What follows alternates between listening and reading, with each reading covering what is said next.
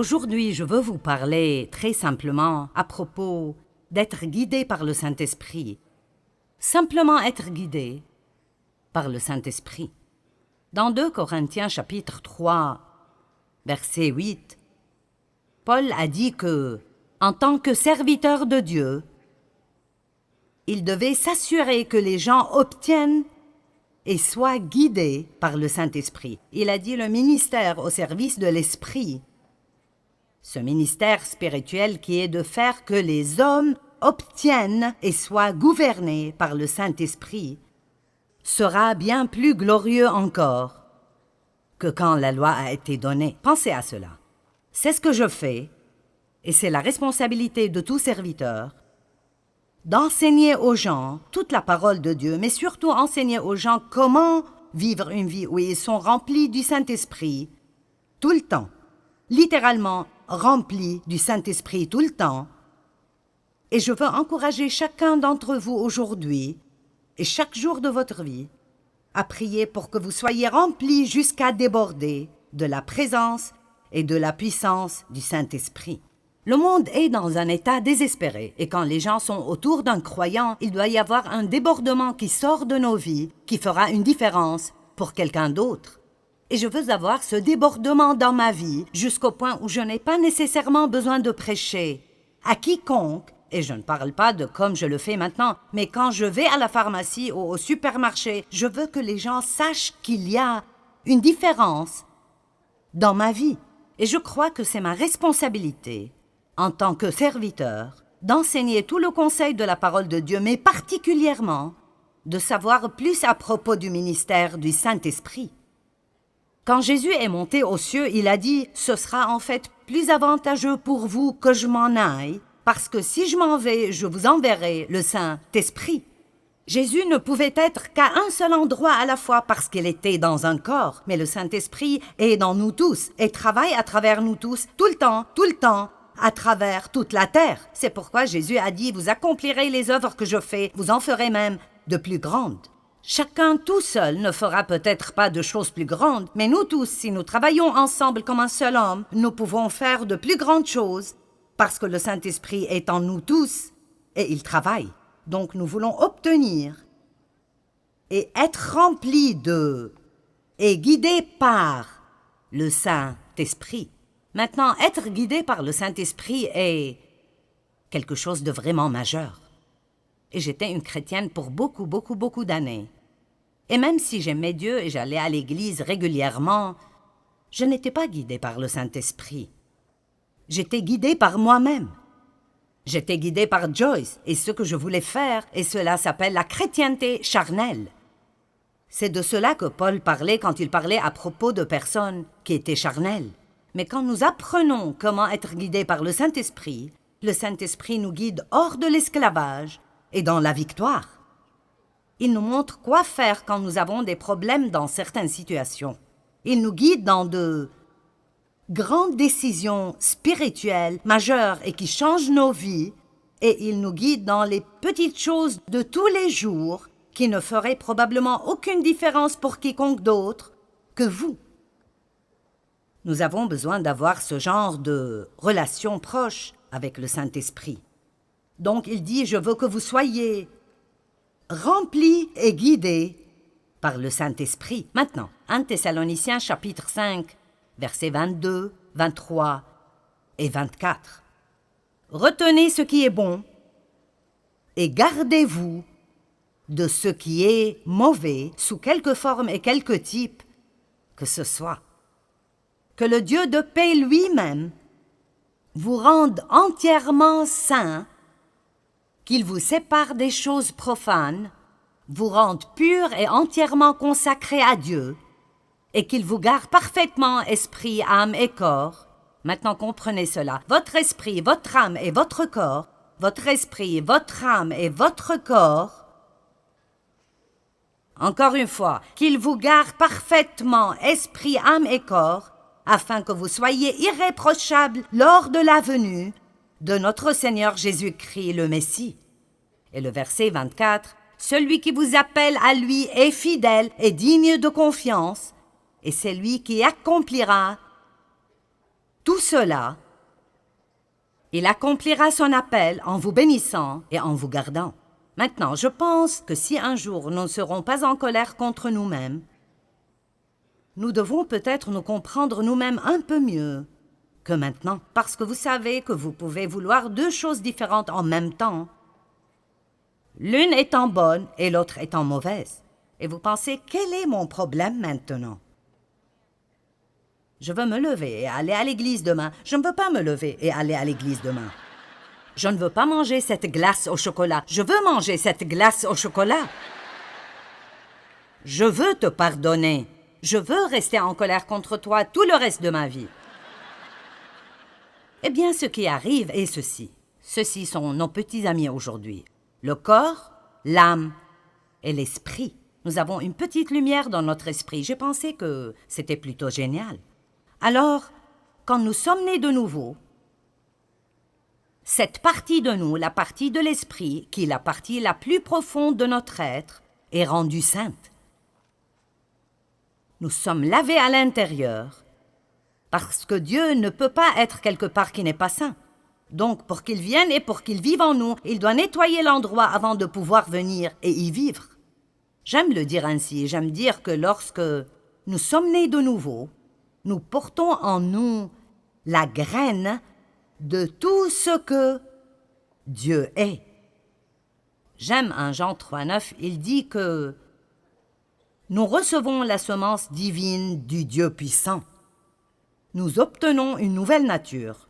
Dieu vient vivre en nous et nous avons littéralement tout ce dont nous avons besoin spirituellement pour grandir et être mature et être tout ce que Dieu veut que nous soyons. Alors il dit, je te sanctifierai, esprit. Mais quoi à propos de ce gars-là, l'âme? Mais qu'en est-il de... Vous voyez, nous l'avons bien habillé, n'est-ce pas merveilleux?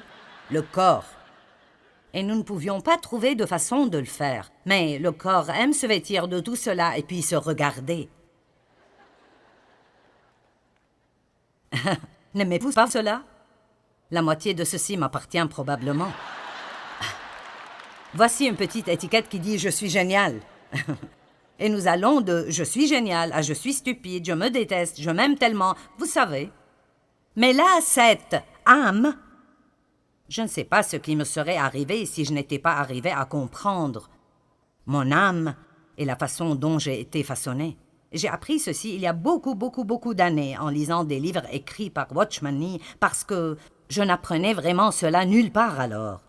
On me disait tout ce que j'avais et tout ce qui m'était disponible, mais rien de cela ne semblait marcher dans ma vie et je ne savais pas ce qui clochait. J'écoutais à propos des promesses de Dieu et de comment je pourrais avoir toutes ces choses par la foi, et je luttais si dur pour essayer d'appliquer chaque message que j'écoutais quand j'écoutais des enseignements. Et finalement, j'ai compris que ce dont la Bible dit que c'est à moi à la base est ce que j'ai en Christ. Mais si ça ne sort jamais de mon esprit, dans mon âme, et ne sort pas ultimement à travers mon corps jusqu'à là où les gens peuvent le voir, alors j'irai peut-être bien, mais je n'aiderai personne d'autre. Je ne pourrai pas faire quoi que ce soit pour quiconque d'autre. Et alors ça m'aidait vraiment pour me comprendre moi-même, de réaliser que mon âme, et nous en avons tous une, et ma pensée, ma volonté et mes émotions. Votre âme vous dit ce que vous voulez, ce que vous pensez et comment vous vous sentez. Elle ne vous dit rien à propos de Dieu, elle vous dit tout à propos de vous-même. Alors, votre esprit peut vous guider et vous dire de vous lever et d'aller à l'église, ou de donner quelque chose, ou de demander pardon à quelqu'un, ou de donner une faveur à quelqu'un. Et dans cette partie, la partie de la nouvelle nature en vous, vous voulez vraiment le faire. Vous aimez Dieu et vous voulez le faire. Mais après, votre âme dit « Je n'ai pas envie de faire cela. Je ne veux pas. Et franchement, je ne pense pas que c'est une bonne idée. Il n'était pas très gentil avec toi. Pourquoi devrais-tu faire cela? » Et alors, tout le raisonnement commence à propos de pourquoi vous ne devez pas faire cela et votre corps veut juste se reposer et faire la sieste ou manger un beignet ou quelque chose comme ça. Alors, vous devez comprendre, votre corps n'est capable de faire que ce que vous l'entraînez à faire. Il ne peut faire rien d'autre. Il est juste plutôt stupide, sauf si vous l'entraînez et le garder sous contrôle tout le temps. Ce n'est pas surprenant que Paul ait dit « Je traite durement mon corps ». Il n'a pas dit « Je nourris sûrement mon corps », il a dit « Je traite durement mon corps ».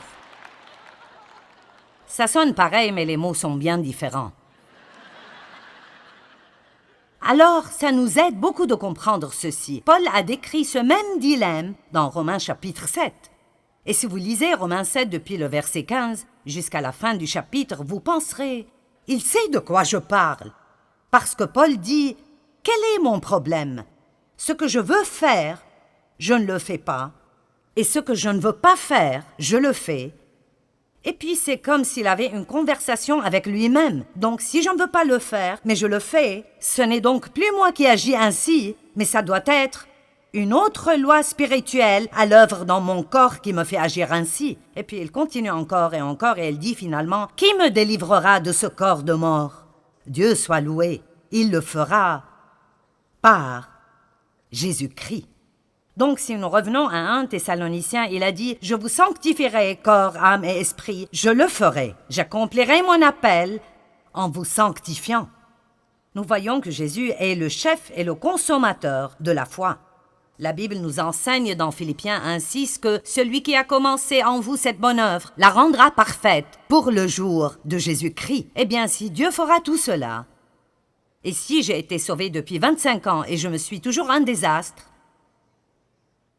si j'ai été sauvé depuis 25 ans et je suis toujours un désastre, j'essaierai de ce côté. Si j'ai été sauvé depuis 25 ans,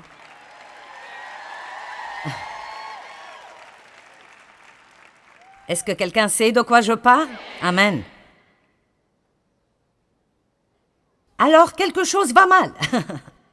Donc, qu'est-ce qui cloche? Je veux dire, Dieu a promis qu'il le ferait. Mais si ça n'arrive pas, alors, quel est le problème? Eh bien, peut-être que vous ne savez pas comment vous appuyer sur la grâce de Dieu, ni comment vraiment dépendre de lui, ni comment recevoir sa grâce. Mais aussi, peut-être que nous ne coopérons pas avec et ne nous soumettons pas au Saint-Esprit. J'aime dire tout le temps que nous sommes les partenaires de Dieu. Dieu a sa part et nous avons la nôtre. Dieu ne fera pas notre part et nous ne pouvons pas faire la sienne. Amen. Dieu ne fera pas ma part et je ne veux pas faire la sienne. Et je me mettrais dans les beaux pétrins si j'essayais de faire sa part. Je veux dire, j'ai tellement essayé de changer Dave et ça n'a simplement pas marché. Amen. J'ai essayé de changer mes enfants et ça n'a pas marché non plus.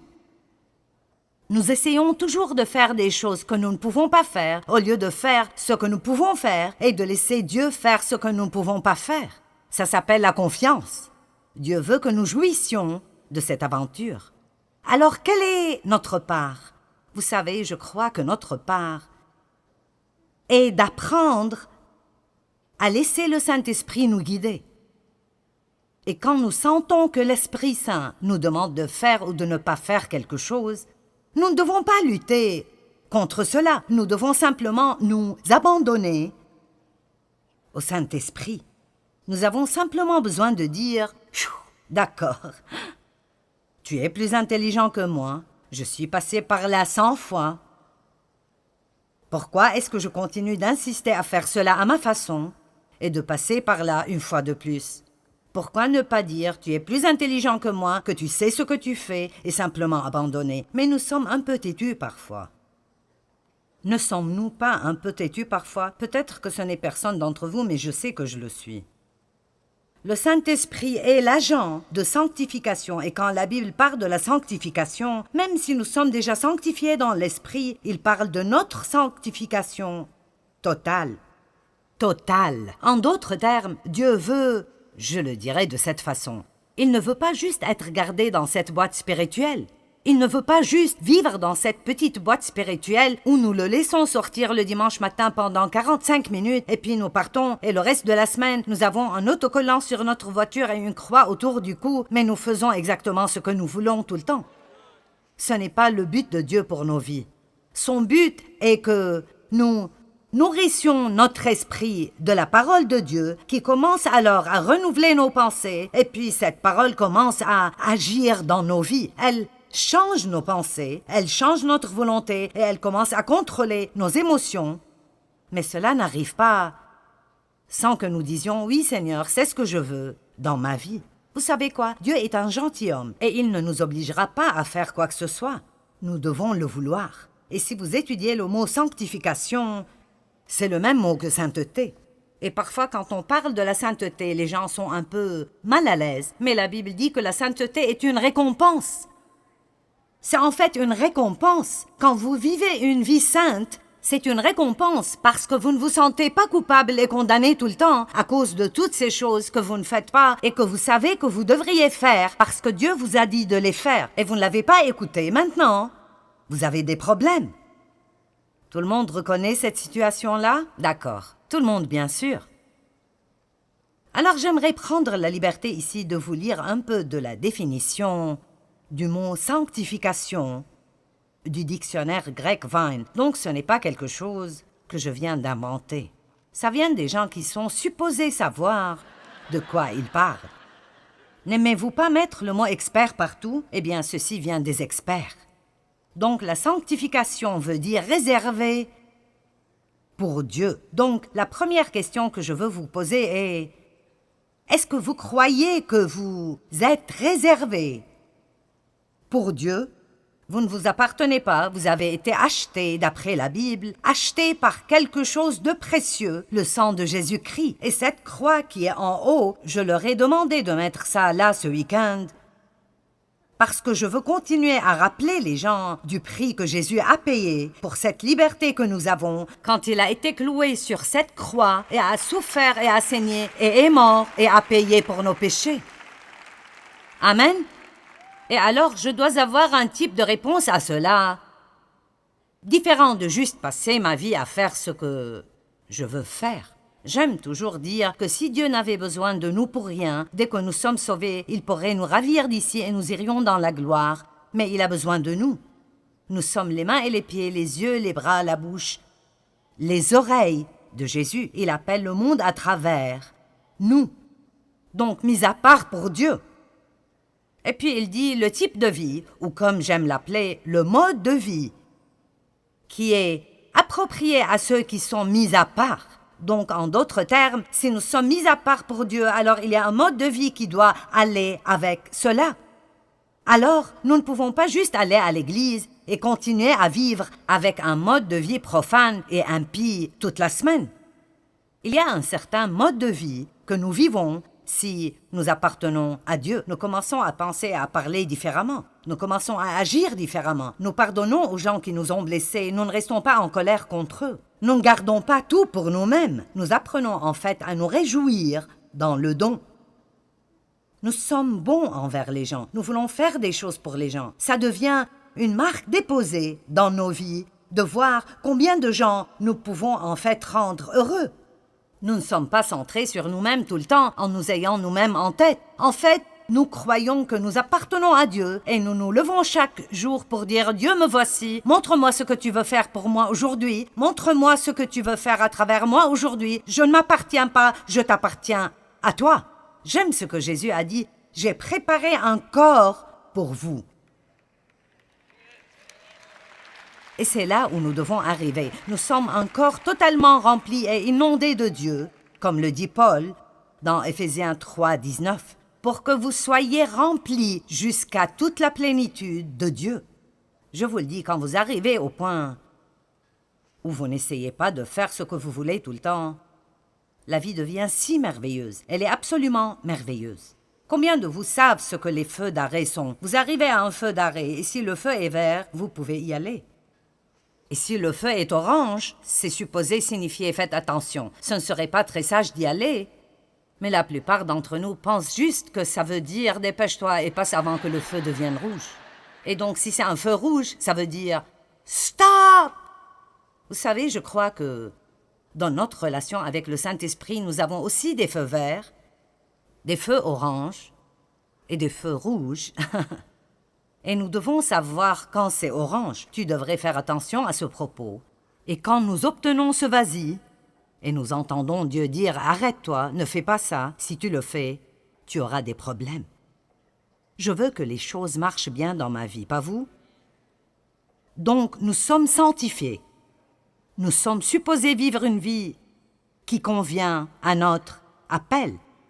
Et après, cette définition est longue et elle dit beaucoup d'autres choses, mais j'aime cette partie. Elle dit « Cette sanctification doit être apprise de Dieu comme il l'enseigne dans sa parole.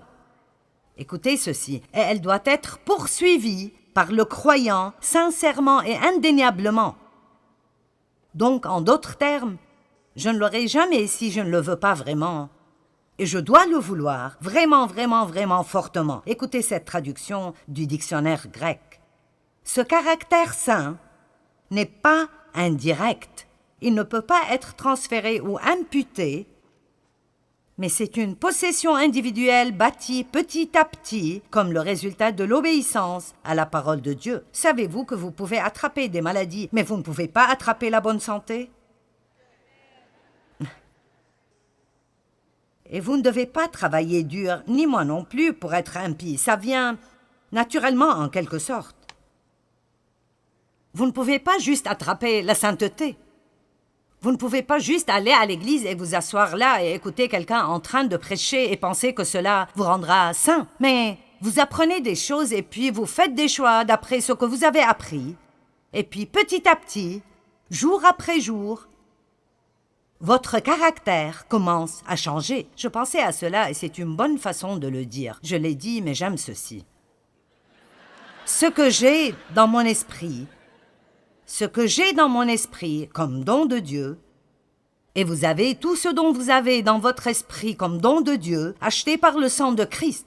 Mais c'est là qu'il est, il est dans votre esprit, et c'est là qu'il restera si vous n'apprenez pas à être guidé par le Saint-Esprit et à coopérer avec Dieu. Ce que j'ai dans mon esprit n'est pas mon caractère, c'est ma position en Christ. C'est qui je suis en Christ. Ça n'a rien à voir avec comment j'agis ou comment je me comporte ou comment ma vie affecte d'autres personnes. Quand nous entendons des prédications à propos de ce qui nous appartient en Christ, nous devons réaliser que ça nous appartient en Christ. Mais si nous voulons vraiment que ça affecte nos vies et la vie des gens autour de nous, alors ça doit sortir d'ici et commencer à contrôler mon âme et commencer à contrôler mes actions. Donc j'aime ça aussi. J'ai dit cela, mais je l'aime aussi. Et j'ai écrit très bien au-dessus de celle-là. Maintenant, écoutez cela. Ce que j'ai dans mon esprit est ce que Dieu a fait pour moi. La façon dont je vis est ce que je fais pour Christ. Amen. Ce que j'ai dans mon esprit est ce que Christ a fait pour moi. Mais quand quelqu'un m'énerve et mes émotions se déchaînent, et je ne veux plus être bon envers lui, et je veux me dire à son sujet, je veux dire à tout le monde ce qu'il a fait, mais je reçois un feu rouge. Vous me suivez? Je ne vous perds pas, j'espère. Et je reçois un feu rouge dans mon esprit. Non, non, non, j'ai entendu la parole. J'étais là quand le prédicateur a enseigné à propos du pardon. J'ai entendu ce message. Maintenant, c'est le moment de le faire. Amen. Vous savez, nous sommes vraiment excessivement éduqués à l'Église. Parfois, je ne pense pas qu'on a besoin d'un message de plus. Nous avons juste besoin d'appliquer ce que nous avons déjà. Amen.